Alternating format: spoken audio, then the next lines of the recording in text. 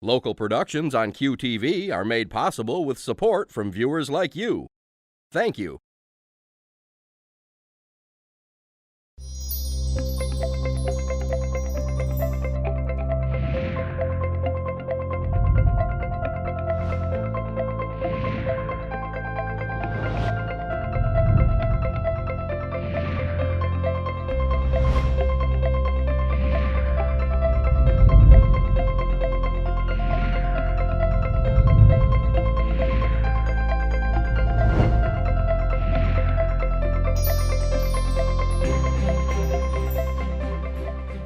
Hello everyone. Welcome to Junia Doan's The Spark.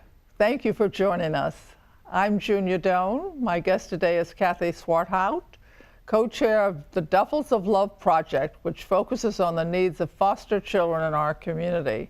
I'm so happy you're here, and I'm really eager to hear about your wonderful project, Duffles of Love. Go for it. Well, Duffles of Love is a partnership between the Noon Rotary of Midland, Michigan, and the Midland County Department of Health and Human Services. So with that, what we did is we partnered with them, and we found out that there was a need for foster kids to have a bunch of items that they needed, basic human items that they needed once they were pulled from their home environment, or even sometimes the courtroom, of basic things like toothpaste and shampoo and some clothes items and things like that, that a lot of these kids were pulled out of the home into a foster care situation with actually nothing at all.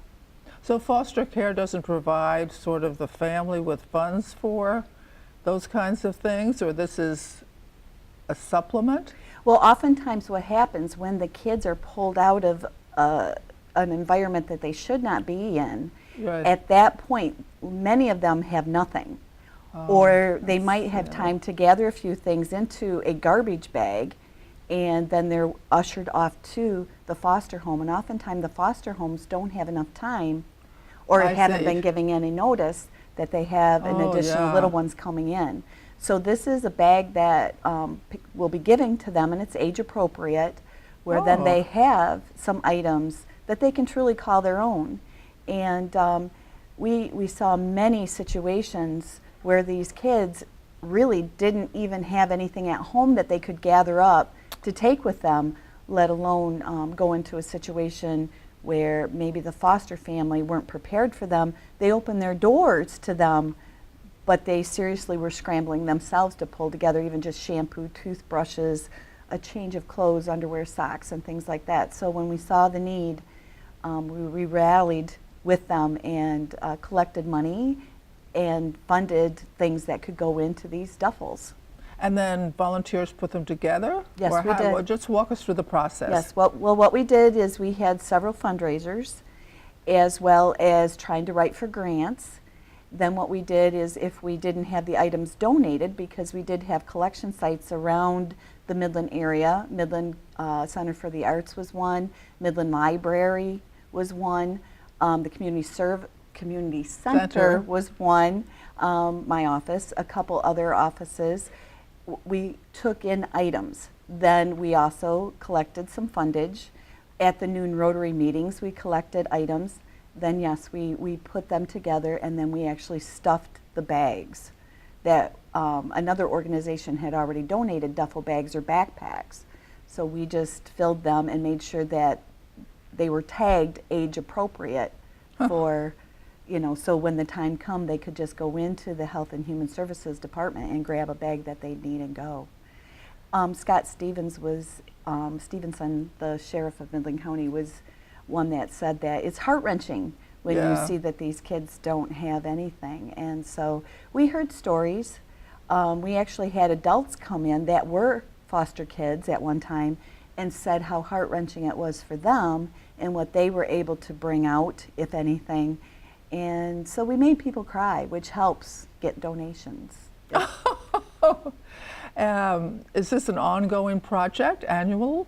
It will be ongoing for the Health and Human Services of Midland County, but as far as Rotary, we have moved on to a different project. We made awareness, we let the kids know that we do care. Some of our Rotary people have decided that is their call, and they're continuing to help with that program. But as far as our youth development committee, we have moved on to a different project. Oh, interesting. So if you wanted to get involved, if that touched your heartstrings, what would you advise people to do at this point? You could either get a hold of a new Rotary member who would get a hold of a committee member, and we could get you in contact with a person, or you can always just call the Health and Human Services Department of Midland County, and I'm sure Audrey would take you on anytime you would need to help her. You know. How fabulous is that? Yes, really. Kathy, you've been drawn to a need to, not a calling exactly, but you're drawn to help people. You believe everybody has something inside them that can make it better for somebody else. How did you raise your children? The same way. They saw that I was always involved in things, which literally drugged them into helping as well. All my kids were involved at the school level and church level as far as to help others, even if it was as little as, okay, you're going to give up a Christmas present for the giving tree, or, you know, and oftentimes they would volunteer. It wasn't that I drugged them into it, but they have saw as parents that we were always involved. They still know that I am very involved, and I see my children doing it as well. So that's very good. They know that they've been blessed. You know, even if it's just a warm place at night to sleep, that's a blessing for a lot of these kids, you know, so. I hear so much of, well, your children are older now, but I hear so much about young moms no longer say no to their children. There are different ways of saying distraction, you know, what about this, what about that? How did you have a policy about no, or standards? Well, first of all, I had to come to grips with the fact that I'm the parent. The friendship will come later. You have to be a parent first. And I think those of us who have older kids know that that's the way it works, that if you're the parent when they're little and you say no, and there's boundaries and there's accountability, that later the friendship will come. And it's amazing when you as a parent even realize, I got it, they got it, we're there. So, at last. At last. Yes, you're always a parent. Yes. Always, always. Yes. But when you realize that, and especially when you see them with their own children or out in the community, and when you hear them say things that you said that you know are truly good for everybody, and you know that they're mimicking things that you've done and that you knew that you held a value. So. Now you're from a really large family. I am. So there must have been a few squabbles. What did your parents teach you along the lines of dealing with that? Well, first of all, you have to, you know, you're not going to go anywhere. You're going to live with them, so figure it out and work with that.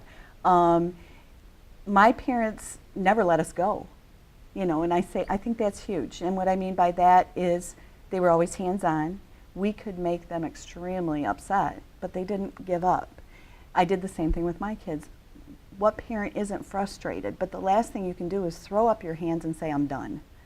Never give up.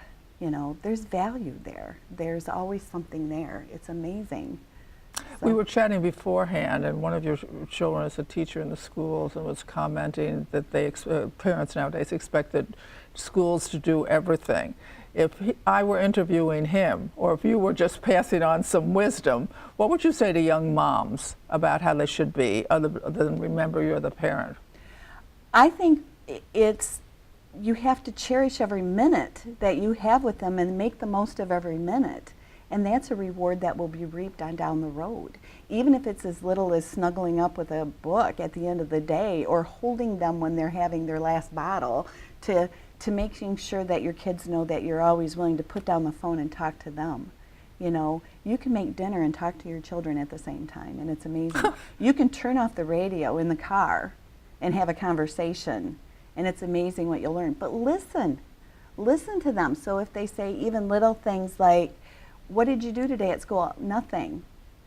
You did nothing? Maybe we need to go back and try it again, you know? Or how about, how was math today? And you have to drag it out them a little bit, but truly listen. It's amazing what you learn when you really listen to your kids. Don't talk over them. It sounds like the question is as important as the answer. So what questions did you learn to ask that would elicit those kinds of conversations and answers? I actually would target, you know, if I knew one of my kids were struggling with a certain child at school, well, how was so-and-so today? You know, if they were struggling in a certain class, how was that today? How was your spelling test? You know, did you get this word right if you knew they were struggling with that word? You know, it eventually gets so they'll volunteer all the information and they want to talk to you. But you might think they don't, but they really do. So don't shut them down. So it's teaching them a way to be specific, too, in their answers. It is. It is. And how do you teach character? By example. I really feel that that's part of, you know, you have to show them that you're of true character and that you have a strong character and that you will stand for certain things and that you won't let other things go. But I really think that that's an example thing, not so much how you can teach them. Oh, I'm bossy.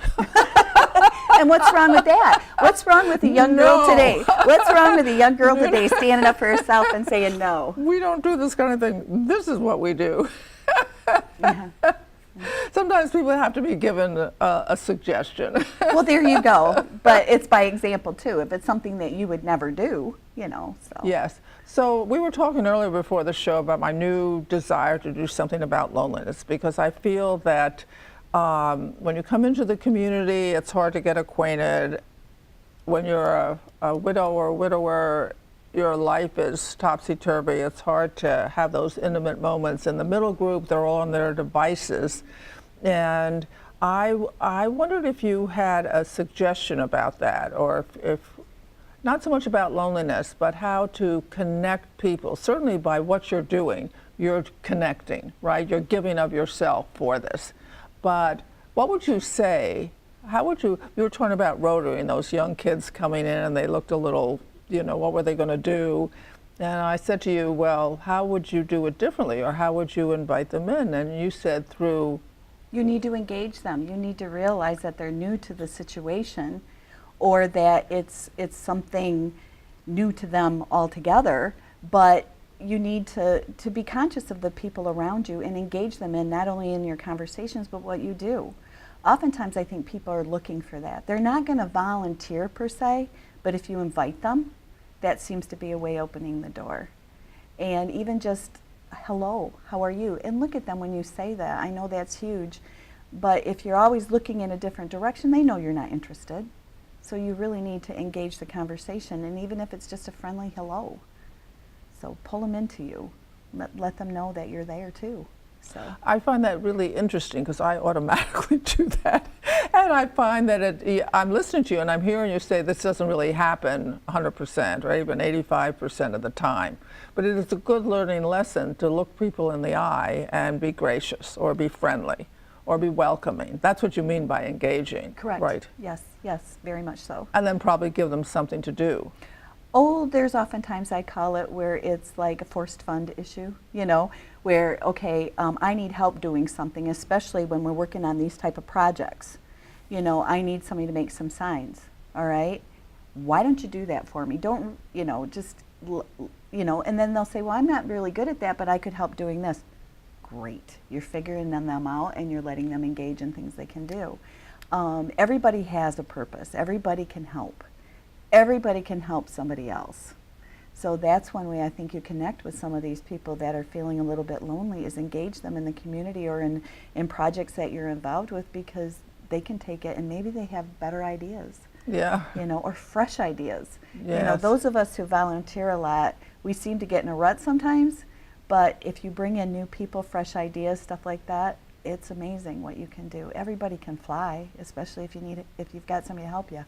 Yes, I love that. I sort of do that. I like collegiality and who has what to say about this, and, you know, go for the thing. How did you find your purpose in life? I feel I've always needed to help. I always say it's the third child of the family, you know, because you were always told you know, there was always something to do and you always had to. I really feel that my purpose is to help others, and especially little ones, kids. They are truly the ones that, you know, they don't know where to go.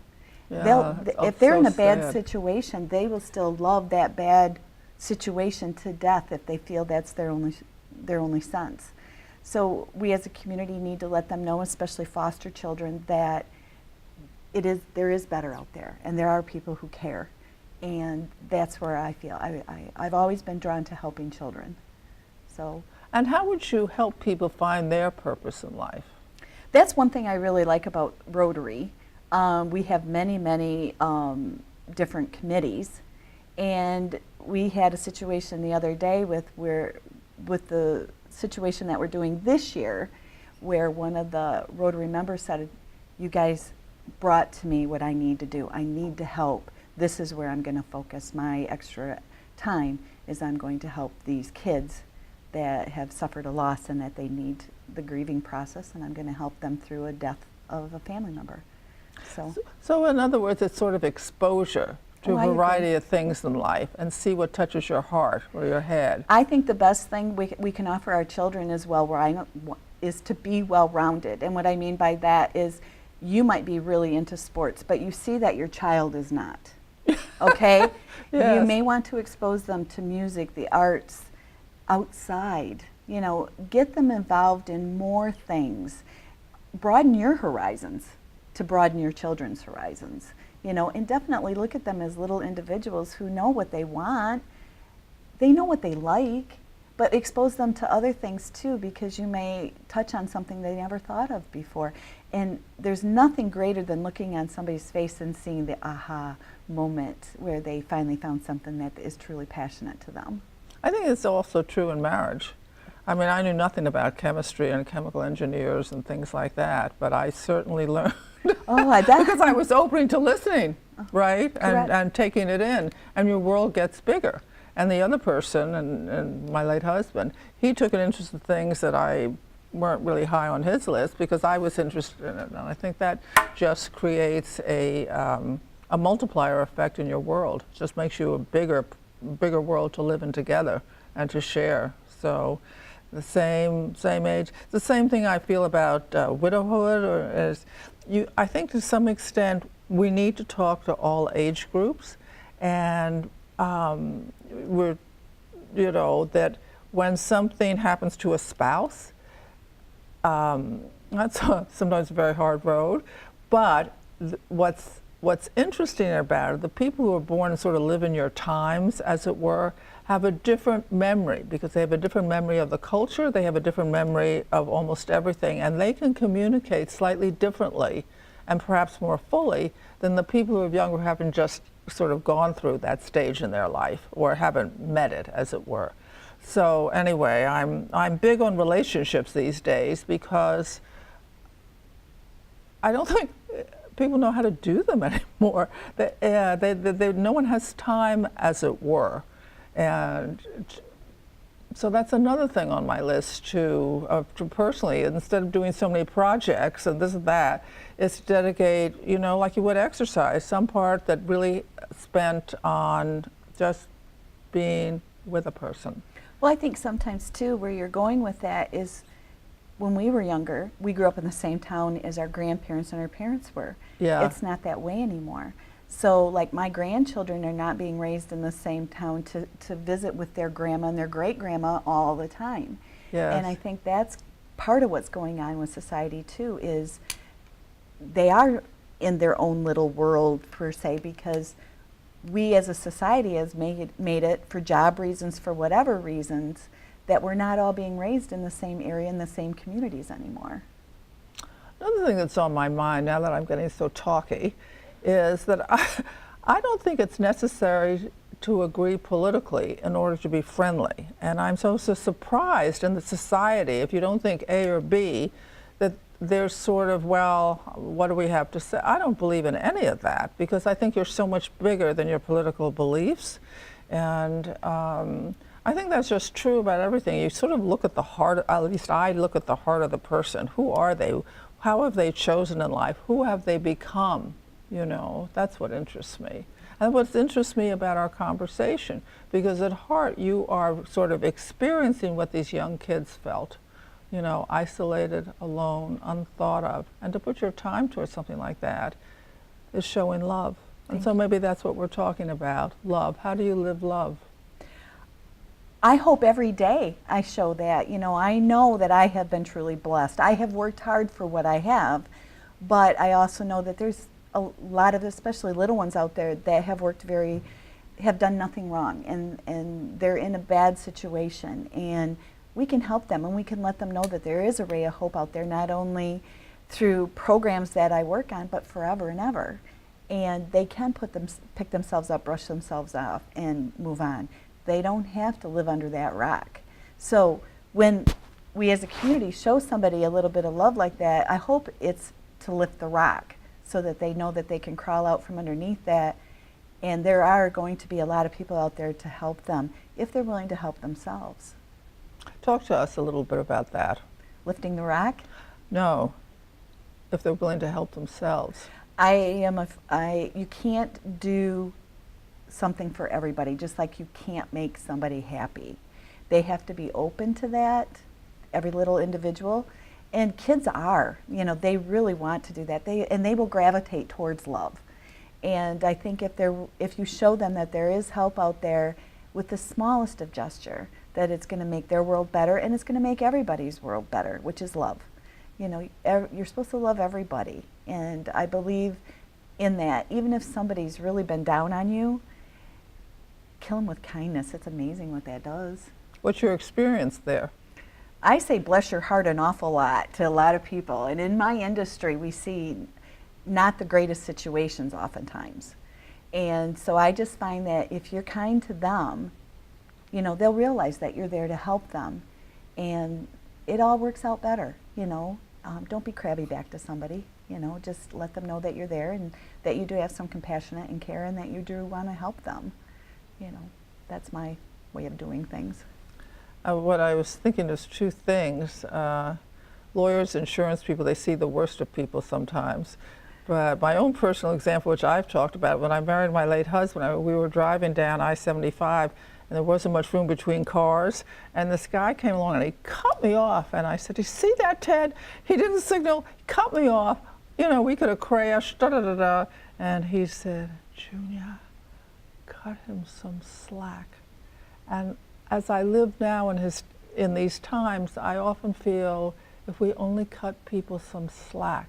So nowadays, when I get cut off, I get that thing, but I always say a little prayer for them. Maybe they go safely to where they need to go in health and happiness, and may it resolve well, because we don't know really what drives people one way or another. I always say you don't know what goes on behind their doors. So if they're having a bad situation, and especially with what I do in work, you're right, I do see some pretty awful things. But I like to say, but what I do is going to give you that ray of hope and that help back up. How do you do that? With what I do at work, it's making sure that they have the proper coverages and the right type of insurance. That's what I do. And I tell people, I hope you never need it, and that you hate me every time you write the check, because that means you haven't needed it. But I want to make sure it's there if you do need it. So I've had good success with that, and I do believe that's my way of helping people through work. You're right. I get to see the ugly side of things, but I also, 9 times out of 10, I'll get a huge thank you when it's done. So that's how. You must have studied a lot to understand the field, huh? I have studied a lot. I've done it for a very long time. I put myself in that person's shoes. If this happened to me, how would I want to be treated? Yeah. If this happened to me, what is the help I would want?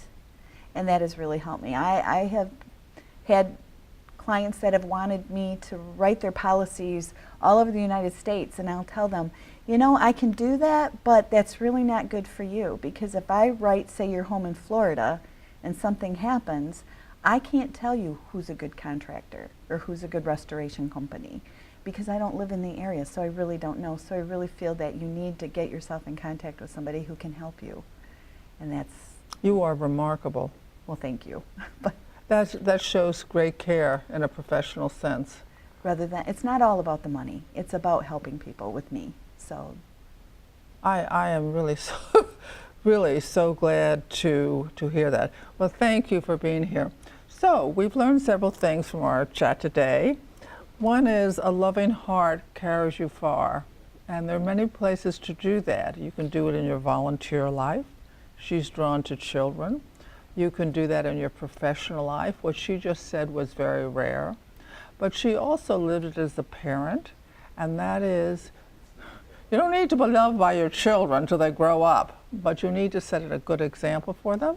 You need to design boundaries for them. You need to model good behavior for them. You need never to give up on them. And that also that you recognize as you help people that they have to do part of the work too. They have to be willing. But in everyone, there is a purpose in life, and it helps to find it. She has found hers, making things better for people, giving to them. But also, she explained how you can help others find their purpose, and that is through exposure to different volunteer activities and perhaps even different ways of raising children and different ways of just being around, just smiling and being good to things. So as you go forward this week, I'm going to ask you what I always ask, and that is go out, do something kind for someone you know and someone you don't know. Now you may ask what being kind is, but she gave a very good example. She said a smile, invite someone in, even ask them to do something as a way of getting them to participate. So remember, we're all here, we're here to help each other, and I hope this program helped you and took you bigger. And Duffles of Love, don't forget them, give to them, it's a good show. Thank you, Kathy, that was lovely. Thank you. To contact Junia, send her an email at juniadownsthespark@gmail.com. For more information, program schedules, and news about future guests, go to www.juniadownthespark.com. Thank you for joining us. See you next time on Junia Doan's The Spark.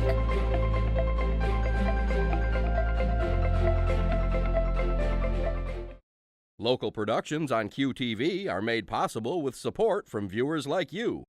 Thank you.